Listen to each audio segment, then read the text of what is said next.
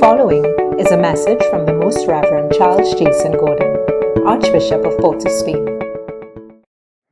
60 years. Yeah, that's a long time. It's a long journey. And we have journeyed from a dependency to an independent nation. And as we've journeyed towards independence, we've had to ask ourselves questions all along the way.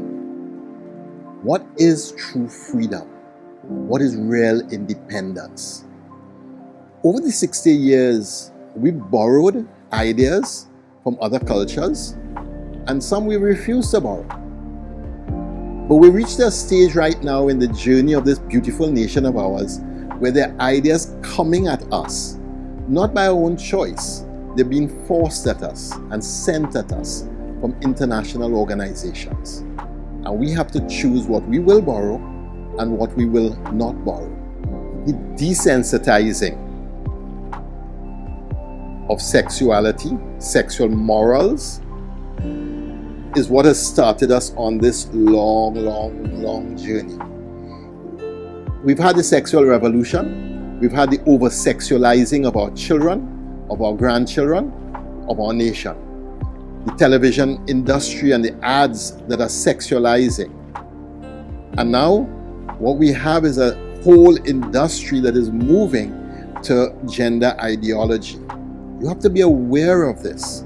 The movies, the television shows, the sitcoms, things that we never thought, the cartoons, the anime, things we never thought of as potentially dangerous before. All of these have content that you have to look at with your children. Gender ideology is a very big idea. It's the idea that gender is disconnected from sex and disconnected from our biology. Our biology, our sex, and our gender are all interconnected.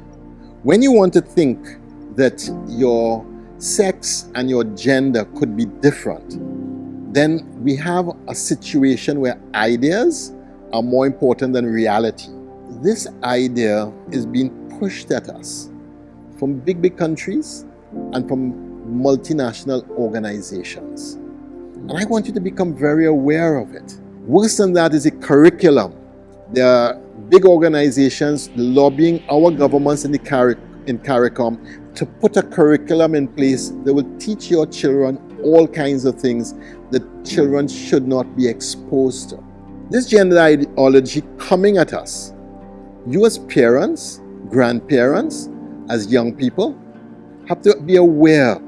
If we borrow this idea, the extreme of it is it ends where parents can say nothing to their children about gender confusion.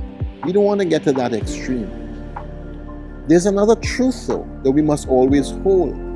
Every single person has dignity, respect, and love, and deserves the most wonderful way of being embraced. We have to hold both of these truths. You're going to see a lot more on this.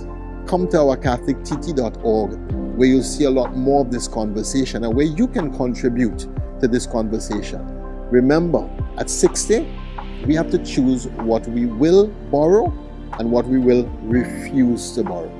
God bless.